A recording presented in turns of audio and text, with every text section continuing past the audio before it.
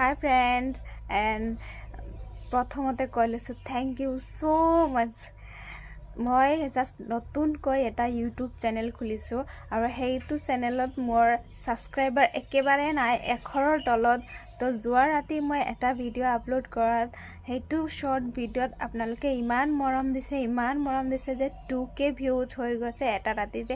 আমাৰ কাৰণে 2K views হোৱা মানে বহুত একদম কি ক'ম, মানে কুলাই পাচি নধৰা বহুত যেন।